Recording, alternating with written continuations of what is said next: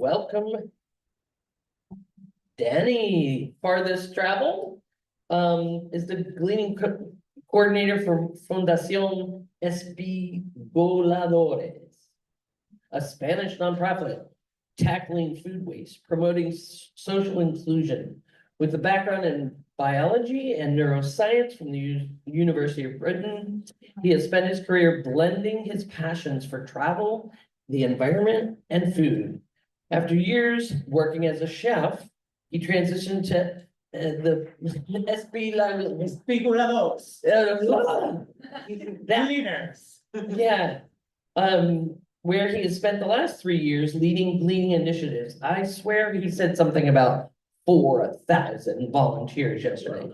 Danny works focusing on recovering surplus produce, building collaborations with farmers, engaging communities to create sustainable food systems. His efforts reflect a lifelong commitment to reducing food loss and fostering equity and sustainability.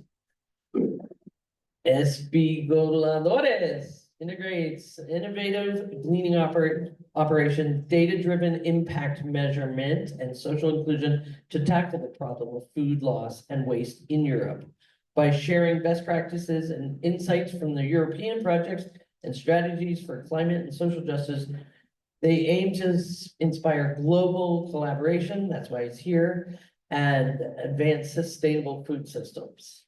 Let's welcome Danny. Thank you very much.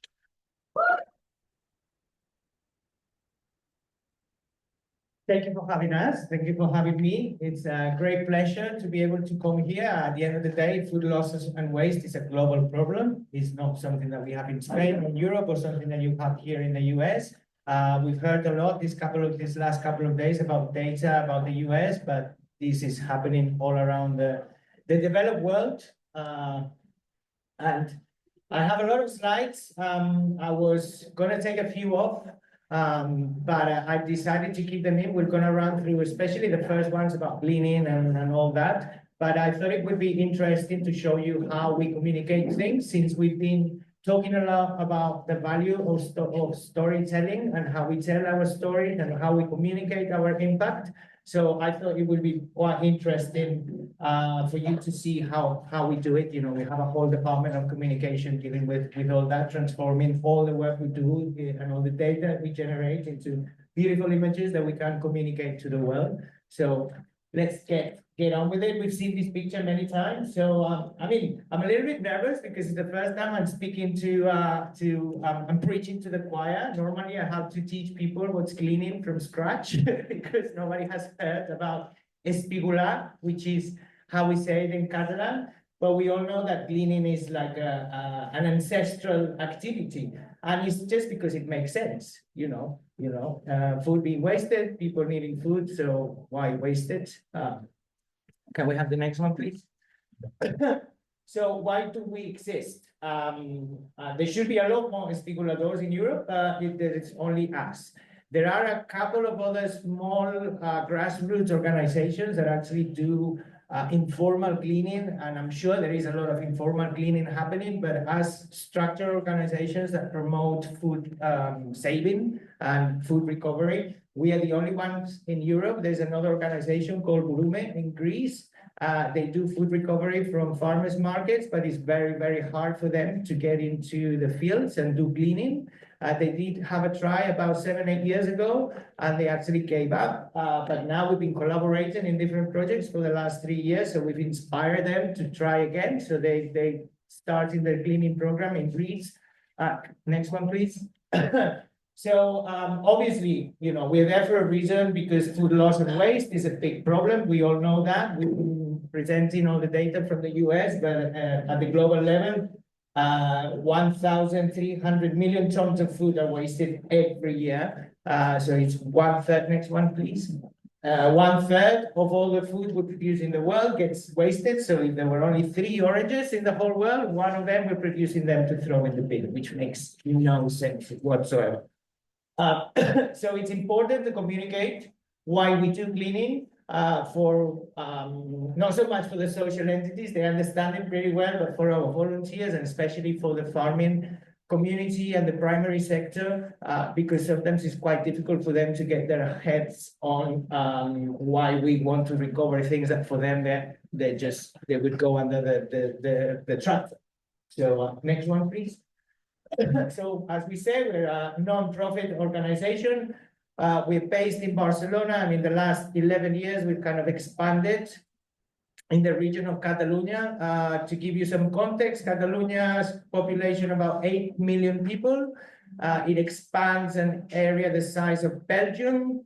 And I asked ChatGPT yesterday to give me an estimate with Rhode Island. It would be 8 Rhode Islands into Catalonia. So more or less, you now have an idea. Next one, please. What do we do? So we are a cleaning organization, but we do a lot more than cleaning. We are very transversal organization. We work to prevent and reduce food loss at the primary sector. There is a lot of other organizations that recover food from restaurants, from supermarkets. We really deal specifically with primary sector, with farmers, all the fresh food that is being left back in the farms. We defend and protect the right for a healthy and sustainable diet for everybody. We don't have a lot of really hungry people in Spain, but we do have a lot of people that don't have access to fresh, nutritious, locally grown quality food. Our famous Mediterranean diet is getting lost along the way, and we're starting to see like a lot of problems with obesity with our young people, especially coming from vulnerable backgrounds, because it's getting cheaper and cheaper to buy ultra processed food and more expensive to buy fresh, locally grown food. We also generate job opportunities for people at risk of social exclusion. So part of the food, not that we clean, but part of the food that we recover, we buy from farmers. And we transform it into beautiful pates and jams. I put out a few next to the coffee table, so you're free to try a little bit of our savory pates and jams now for breakfast or later on with dinner. And we also think it's very important not only to communicate what we do, but to make people conscious about the problem of food loss and its environmental and social impact. So we work a lot with especially children and young people. We find it really difficult to take them out to the fields to clean, but then we go there to kind of teach them about food loss and waste and the importance of saving food. We want to run away from the traditional grandma concept of eat everything in your plate because there's people in Africa dying of hunger. You know, that's not really the problem. The problem is the whole agri-food system. And we have developed materials to talk about these issues in languages that young kids or teenagers or young adults can understand. Next one, please. So, more or less, this is the same one, no? This is how communicated our action areas, and we can move forward. This is us. So we are we become quite a large organization. We're quite small. 10 years ago, it started like a small project. 3 people in a small kitchen wanted to change the world, no? Wanted to recover food from the fields, transform it. Since then, we've changed the model a lot and we've grown quite a lot. Now, in the main office, in the 4 different departments, is about 22 of us, hired staff. And then in the central kitchen, we are now 6 permanent staff and around 42 people with social inclusion contracts. This means that this is people from very vulnerable backgrounds, sometimes migrants or refugees that they don't have papers. So we help them sort that out, and we give them a training program or a job that trains them to then access the normal job market after. So they're not fixed contracts. So somebody might be able to get ready in a year, and somebody might need 3 years. So they have this leeway, no, to be with us in a supervised kind of program. But this is our team. We're all very beautiful. And I forgot my t-shirt, so I was going to be all corporate, and then I forgot it, along with my charger for my computer, which was a bit of a drama. Yeah. Where we are, this is important because we actually chose where we are to fit our purpose. We're not just anywhere because the rent was cheap. We decided to set our offices in El Prat, which is very close to the Barcelona airport. I don't know if you've ever been there. but it's a giant agricultural belt around Barcelona. Barcelona could be a super resilient city because we could grow all the vegetables we need just a few miles from the city center. This is very interesting because obviously land here is very wanted and could be very expensive. And a few years ago, it got protected. So it got like national park status, it's agricultural national park. So now nobody can expand the airport or build tourist blocks or anything like that. It will stay agricultural forever. Well, I don't know if forever is a term anymore. Everything changes so rapidly. And also El Prat de Llobregat is a city next to Barcelona, peri-urban area, and it's got a particularly difficult neighborhood. So there's plenty of people we can help there. So social services there can provide us with a regular stream of people for our social enterprise. So that's why we actually choose to have our offices there, and we have very good relationships with the El Prat Council. So, you know, our rent is pretty cheap, and we can develop our mission further. Next one, please. So this is us, this is Catalonia. As we said, imagine 8 little Rhode Islands in there. So over the course of the last 11 years, we've expanded our network, and now we work with about 265 farmers around the whole of Catalonia. This is all size farmers, very small farmers that would call us once a year to harvest their 10 apple trees, for example, to large farmers. You have to think that in Spain, we actually grow a lot of the food that then goes to the northern countries that cannot grow certain vegetables throughout the winter. So most of the lettuces and cabbages and cauliflowers and broccolis they eat in Germany and Holland and Belgium. It comes from Spain. So we have very small farmers and we have very large farmers. We started in the Barcelona metropolitan area 11 years ago. And slowly we've been expanding along the coast, which are the main agricultural areas of Catalonia. The areas where you don't see the little spots, these areas, mountainous areas or areas where they're growing wine. So we're not cleaning because they use all the grape, they harvest all the grape to make wine, for example, or other crops that they're not like very interesting to glean.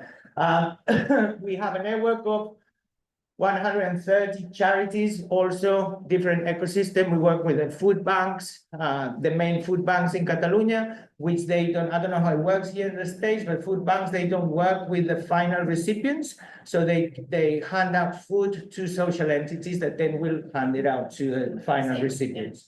And then we work with like small, medium, and large social entities that receive food. We also have social kitchens and all kinds of projects, you know, like to feed people in need. We have, to this date, 3,900 volunteers. We have a very large network of volunteers. I think David, I don't know if he's around, he was telling us yesterday in his presentation that maybe the model of pop-up gleaning doesn't really work. For us, we really work exclusively on a pop-up gleaning model. And it does work when you have a large enough network of producers and also social entities. So you're not generating food waste along the line, you know? So I always know, even if I harvest, I don't know, 6,000 pounds of one produce in one day, I have enough social entities of all sizes. And even sometimes if you go and harvest pumpkins, like very large butternut pumpkins that they're rotten at the tip, no, you don't want to put them together with the rest of the pumpkins because they make everything rotten. No, you can take them straight to a kitchen, they will be cooked that day. So we know the ecosystem of our social entities that we can hand the food to. So we're very conscious that we try to avoid food waste at the primary level, but also further along the food chain. This is just quickly to let you know that gleaning, you know, it's very important for everyone, but it needs to go in line with the laws and the political context. As you know, in your country, when things change and go for the worse, it can affect positively or negatively what we do. For us, it's completely the opposite way. In Europe, it's winds of change, it's very favorable winds, everything is very positive. 10 years ago, nobody was talking about food loss and waste. Everybody's talking about it now, everybody's worried about it now. And it's in the agenda of 2030. to reduce food loss and waste by 50% in the European Union. So the Catalan law was passed in 2020. It's a pioneering law. There's not a law like that in the whole of the world that regulates cleaning as a key action to prevent and avoid food loss and waste. This wasn't at the national level, and we have been advocating for the last 3 or 4 years. And finally, last month, on the 20th of April, they passed the law for the national government that contemplates cleaning as the main way to reduce food loss and waste.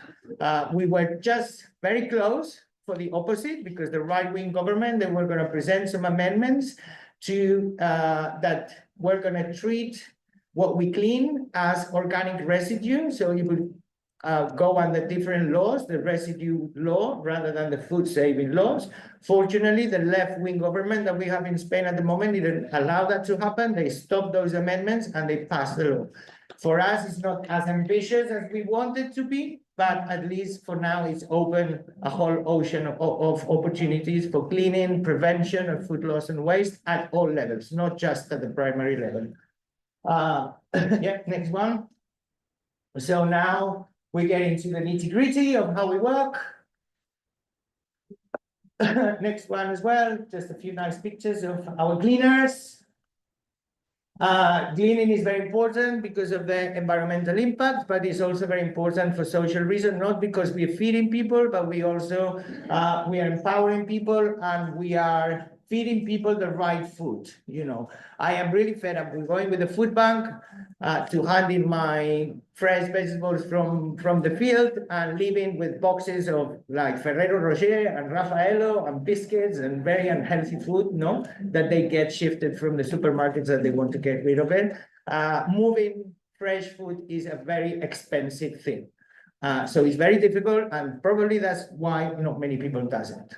We do it, and we kind of fill that gap in the food distribution. Next.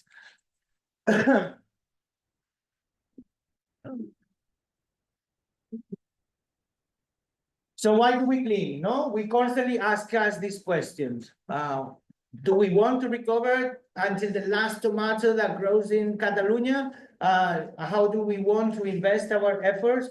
And we constantly ask ourselves why we clean. Cleaning is a very powerful tool, not just for reducing food loss and waste and to feed people, but you can do a lot more with it. You know, you obviously help reduce the food losses and waste, you reduce the environmental impact, but we also bring the public closer to the problem. It's very difficult that when I go to like a presentation and I shower people with data, and yes, you know, like we recover all these kilos, it's different. When we go to the field, the farmer has just told us, all these cabbages you can take because, you know, I'm going to plow with the tractor tomorrow. And then we fill my van with 3,000 pounds of those cabbages that the cleaners have taken the ugly leaves from the outside. They're all beautifully packed and they look like they're going to the market. And that has a very powerful effect on citizens from urban areas that they might have heard about this problem, but they haven't experienced it. And once they experience it, they realize that it's a real problem. So, oh, can you go back?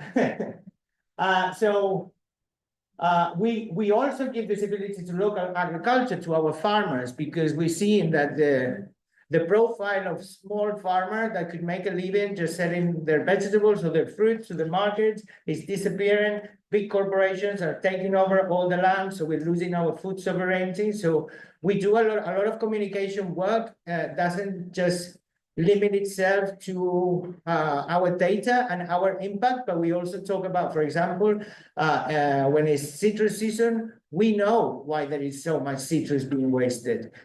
Because the European Union allows citrus from third countries like South Africa and Turkey to bring their oranges into Europe at a much cheaper price, because the regulations in South Africa and Turkey, they're not as strict than Europe. The pesticides that you can use, they're not as strict than Europe. So the competition, they can compete better in price. So people are buying oranges from South Africa rather than buying oranges from Spain. So farmers from Spain, they're not selling the oranges and we have to go and clean them. This makes no sense. So we engage in people in these campaigns on social media talking about this problem rather than us, no? And we also try, and so we have a lot of volunteers, as we said, but we also try to generate projects where we bring the people that receive the food onto the fields. This is very complicated and very expensive, but we try to do it. Obviously, we're very fortunate. The funding ecosystem in Europe is quite wide, and there's a lot of money for this kind of thing. Year after year, we get money for this. This morning, I just got a grant to do just that, like 12,000 euros, to take people from vulnerable backgrounds in my area to do cleaning, so we can pay their transport. We can like take our volunteers to the social entities to recruit them and talk about the cleaning and provide everything they need to then come up in the field. And lastly, but very important, we quantify food losses in the primary sector. Why? Because there is a lot of data on food waste. Food waste is everything that happens once fresh produce has been harvested until the end of the food chain, until it gets to your table. But before the food gets harvested, it's food loss. There is a lot of regulations and a lot of social entities that recover food from the different levels of the food chain since it's been harvested, but there is no data and no regulations around the food loss. So it's not seen as a problem because there is no data, but we see it every day and we think it's a big problem. Like 1/3 of all the food we produce in the planet goes in the bin, but this is not taking into account all this food that has not even left the farms. And we think it could be up to 40 to 45%. And after every cleaning activity, we do different measurements of all the produce we've cleaned and all the produce we've been left in the field. And we interview the farmers to know how much produce they were growing. So we make all these comparisons. We have a whole department of research, and we provide these reports every year to the Department of Agriculture because we are actually the only ones that have access to so many farms. And we also collaborated, I will see further on, in European projects where we actually developing a methodology to measure food loss of all the food produce, not just fruit and veg. We lead in the fruit and veg, but there's people in Norway doing salmons, and there is people in Belgium doing mussels, people in Ukraine, well, not Ukraine anymore, but in the kind of Central Eastern Europe doing grain. No, and Lisa, who's presenting next door, she's helping us a lot with that. So I was really looking forward to that presentation. And here I am. Next one. Just an example and a quote from one of our volunteers. This would be a typical cleaning activity for us. We're recovering cabbages. Probably 3/4 of these people, they're regular volunteers. I can name most of them, actually. Some of them have traveled from different parts of Catalonia to come cleaning, because we have that as well. A lot of volunteers that travel maybe like 100 miles to come cleaning with us. And maybe 1/3 of these people, they come cleaning for the first time. So because we work on this pop-up model, we have a lot of volunteers. And not everybody can make it to our cleaning activities, but we know with 3,000 volunteers, we will always have this amount of people on a certain date at a certain time, no, to harvest all these cabbages. Next. More beautiful pictures of us cleaning and our impact of 2023. Our impact of 2024 is being measured, but it hasn't been published yet. So I only have the 2023 one.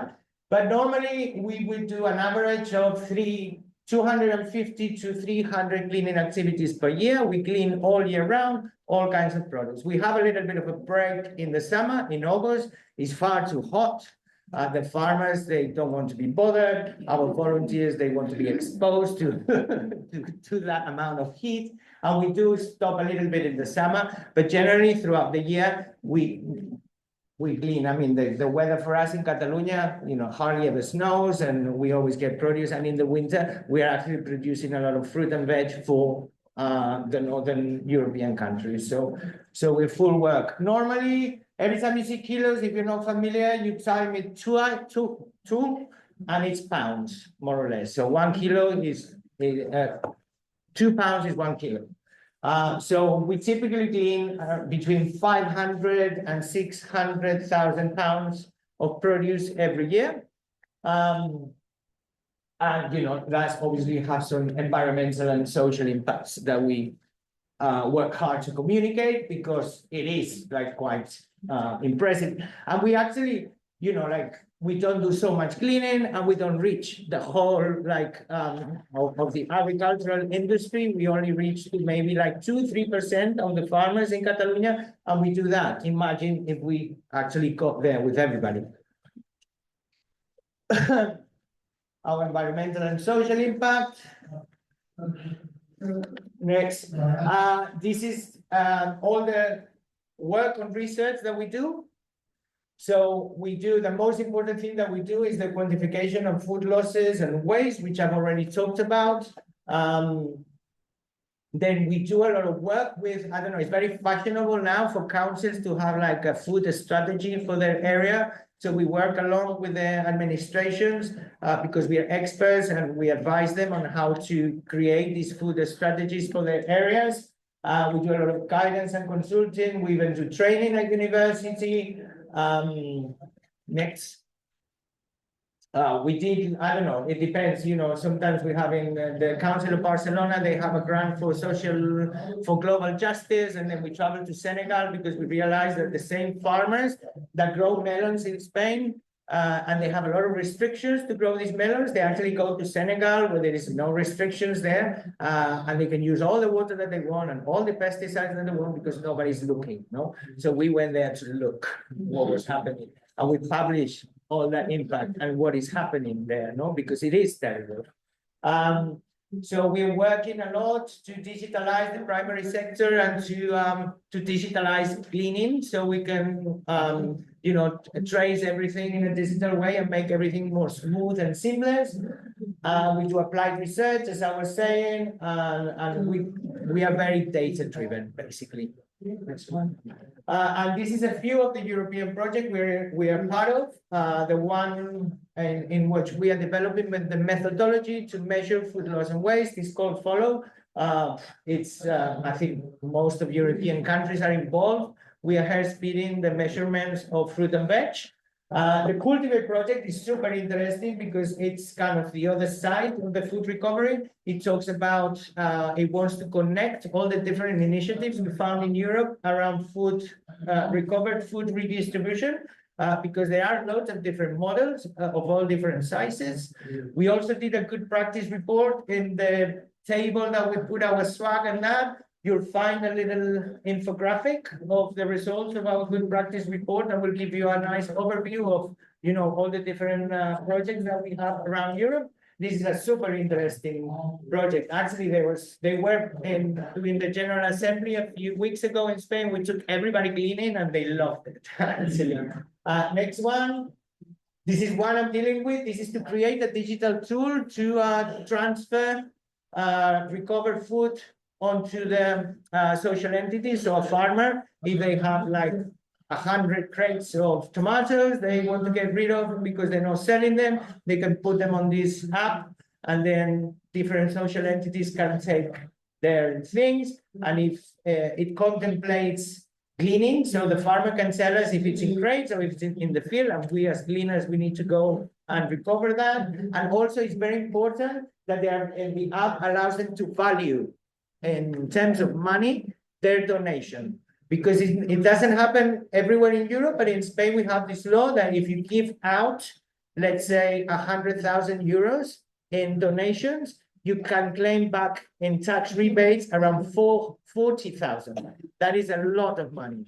And when the produce is being harvested in crates and it was taken to the market, it's very easy to value, but a whole field of potatoes unharvested is very difficult to tell me how many potatoes and what is the value of those potatoes. So by using this app, they can value these potatoes and they can claim these benefits, because we're always trying to find ways to compensate farmers for their losses. So super interesting project that we're dealing with at the moment.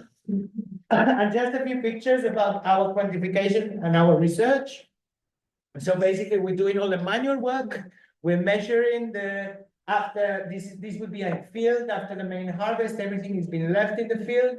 Then we go and measure it. We harvest everything. We distribute it into the non-sellable, non-edible, sellable and edible, and sellable and non-sellable and edible, like 3 categories. We weigh everything and we take notes, and then these people come with drones to do exactly the same, to see if our manual data matches the drone data. So, because at the moment, what we're trying to do with the Follow project is develop the methodology. It's not so important to actually get the right data right now, is to validate the methodology, that we are measuring it right, and it makes sense, and we can homologate it to every country in Europe and to every food product, not only fruit and vegetable, but also the salmons and the mussels and everything else. Next one, please. So we also, as I was saying, we go a lot to the schools, and we work especially with young people, but people of all ages, people from vulnerable backgrounds, to raise awareness about the problem of food loss and waste. We started the I Don't Waste movement in social media, and then we go to a lot of like different shows and events where we can, like play with kids and communicate, the problem and make them understand the problem of food loss and waste. Next one, please. We do a lot of activities for the community, and we just think that, yes, like I keep saying, we are the only ones in Europe doing this, but we need to be every single citizen in Europe worried about this, because food is the most important thing that we do. Like most people is super worried about, like if they're getting their iPhone 16 or 17 or whatever, but that's not going to keep you alive. What's going to keep you alive is your 3 meals a day, So we need to get everybody really worried about their food consumption and how they do it. So we do all these educational projects and, communication of the problem. And we do a lot of workshops with cooking workshops with the users of food aid receivers, because sometimes one of the problems with cleaning is that we might get a lot of produce, but of one type of produce at the same time. So we teach people how to preserve this produce. We teach social entities how to preserve it. Or sometimes a lot of the people that receive food aid is people from different cultural backgrounds. For us, they're migrants, so maybe they're not used to the produce that they are receiving. So we teach them how to cook with them, So we do all these different projects. Next one, please. This is like probably the ones we're most proud of. We've created this suitcase, this resource pack for schools. El Menjano Lienza is you don't throw food away. So that's our campaign. So we're distributing that. It looks like a suitcase because it travels from school to school. So one school asks for it, they can use it for a few months, and then another school can get it, and it's full of educational resources for teachers to then play with the kids at school about the problem of food loss and waste. We're also working a lot with school canteens. So on the one side, they buy locally grown, fresh, organic food. So we're feeding our children with high quality food. And on the other side, we also working towards zero food waste in school canteens. And we do this in many ways, but the most efficient way is to visualize it. So we go to schools and we put weights underneath the waste bins, so kids can weight what they are wasting all the time and visualize the amount of food that is being thrown away, And the third one actually is a project that we're doing with all ladies from Barcelona, that because the culture of food utilization, I think we've lost it now with globalization, but we talked to our elders before, especially in Spain, coming from a civil war and a long dictatorship. There was a very hard few years, and our grandmas and grandpas, they didn't throw anything away. So they're the ones that can bring back this knowledge, So we work with a group of old ladies in Barcelona. They're bringing back all these recipes and all this knowledge, and they actually like finding different organizations to go gleaning with, and it's actually incredible project. We actually love it. If you want to know more, you can always contact me. Next one. Few pictures. let's go, because I only have 5 minutes. This is what we've been doing for the last 3 years. We've turned into urban cleaning. We have a lot of edible fruits in our cities in Spain. So we've been cleaning the oranges from Barcelona. For us, it's very important because it's a very transversal project and it gives us a lot of visibility because it's different to be 50 people in the field that nobody's seeing you except from one car maybe that is driving past and getting this group of people in the center of Barcelona, harvesting the oranges from the trees. Everybody's asking what's going on here, no? So we started with a small project. We've got some really huge funding, 150,000 euros to continue this project for the next 3 years. So we want to get every municipality in Catalonia involved in recovering whatever fruit, next one please, whatever fruit they have. We have bitter orange trees, we have lemon trees, we have olive trees that we can turn into olive oil for free. We have almond trees, we have pine nuts, we have carrots. Actually, we've had one municipality where we've harvested the carrots, we've sold them, and with the money we've made, we paid for the transformation of the olives into oil. So it was like all circular economy, like super nice. And you know, we are creating a whole new arm of our organization to deal with that. But we are super excited about it because it's really working and it's generating a lot of attention towards us. Next one. And a little bit the summary of our impacts on that. So far, we started in Barcelona. We've been doing it for 4 years in Barcelona, and now we're on the second year of trying to do it Catalonia-wide. So we actually mapped 92 towns. We know exactly what fruit trees there are in 92 towns. You can access our website and everything is mapped and you can see exactly what trees you can go and harvest. It's very complicated because at the end of the day, the owners of the trees are the municipalities, so you have to get them on board, whether you like it or not. And finally, the last 10, and probably one of the most important parts of our model is our central kitchen. No, it's a social enterprise. We give food to people, and the more food we recover, the more jams and marmalades we're going to be able to do, and the more people we're going to be able to employ. It's still a non-profit, so we know, there's nobody behind making money. It's like all the money that we generate, it goes towards making the company bigger and generating more jobs opportunity for people. So we call it the Second Chances Factory. We take imperfect foods and give them we give a second chance to ugly fruits and beautiful people. That's our elevator pitch. So we make that. That's a little bit problematic in a way because obviously we buy a lot of our produce from everything we harvest. We clean with volunteers. We transfer it directly to the social entities, no charge, for free. But there is a lot of stuff that is being tried out in the warehouses because it doesn't fit with the proportions or the sizes or the aesthetic criteria. And normally it's being thrown away because there is no transformation industry or the farmers don't have the time to look for that industry. So we buy that at a price that is compensating farmers for their loss.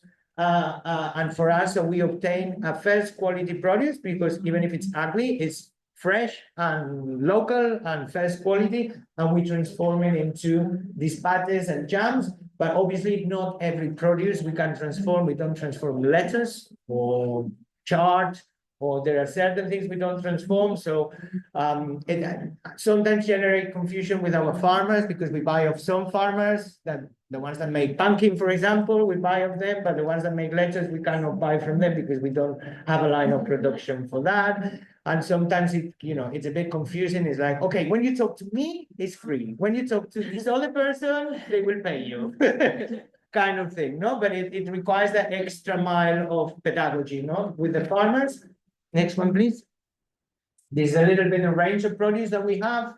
Also during COVID, for example, we were doing a lot of apple compote that we were redistributing for free to the social entities. We also have a range, I think it's baby food and the apple compote and maybe another produce that we make really cheap for social entities that also they buy food from maybe from Nestle or from other large companies. So we rather them buy from us so we can be competitive and offer it to a good price to them and they can have that long term. And not only we do it under our own brand, but we put our central kitchen at the service of our farmers. So if they want to, if they're growing tomatoes, for example, and they have a lot of surplus tomatoes, they can come to our central kitchen and we'll do the tomato sauce for them. We'll design a label with their name and then they can sell it under their own brand. So it's another service because we've detected that that's probably one of the problems that agriculture has, that, you know, farmers, they're too worried about growing their produce. They can be also worried about what do I do with my surplus, no? Where do I find the transformation industry to transform my surplus? So we make it easy for them to be able to do that. There's my chat line. We give 7 chances to agri-veg and beautiful people. I like that. So now we've moved from a very small central kitchen, a very large one. Now we've gone from being able to do 600 jam pots at one time, no, in one cook, as it were, to 6,000. So we kind of expanded tenfold what we can do. Now we have 2 shifts, and we are thinking about having a 3rd night shift to do more production. And actually, we're going to have to try and find customers in the Northern Europe, because we realize that Spain is not a country that people like jams so much. Our savory pates, yes, they're super good and they sell very well, but the jams, for whatever reason, people are not very excited about them, but it's not very common to have jam for breakfast in Spain. Next one, a few pictures, and that's it for me, no, not a lot more time. But that was the end anyway. So those ones here, you see they're like a different brand. That's what we do for the farmers, no? So if they have a lot of pumpkin, they can come and we'll do the pumpkin soup for them with their own brand, and they can sell it in their, you know, so most farmers that sell direct to the customers, then in the winter when they're not growing tomatoes, they can sell the tomato sauce from the surplus tomatoes. And that's all the workers. Everybody there is in a social inclusion program. And some people, as I was saying at the beginning, maybe they stay for 6 months, maybe they stay for 1 year, maybe they need to be there for 3 years until they're ready to move on. So they can do that. They all have a training program. They have somebody mentoring them throughout the program. And it's working very successfully. Most of the people that works with us for a while, then they move on and they get a regular job afterwards and can, you know, get their lives back on track. And then this all the communication and advocacy, but probably, you know, we don't need to go very deep into this because I've been giving you like some hints about it, no? But this is a little bit of a summary of all the materials that we develop. I actually put on the table as well a few examples of what we do. I'm sorry, it's in Catalan, but if we communicated it in English in Spain, it wouldn't really work. So you can use Google Translate if you're interested.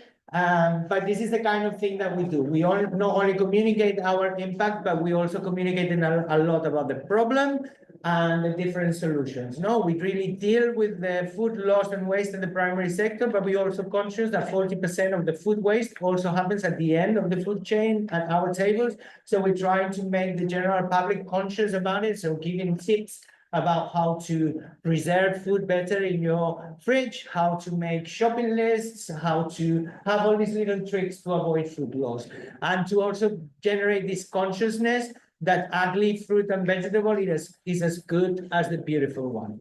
And that was me. Thank you very much.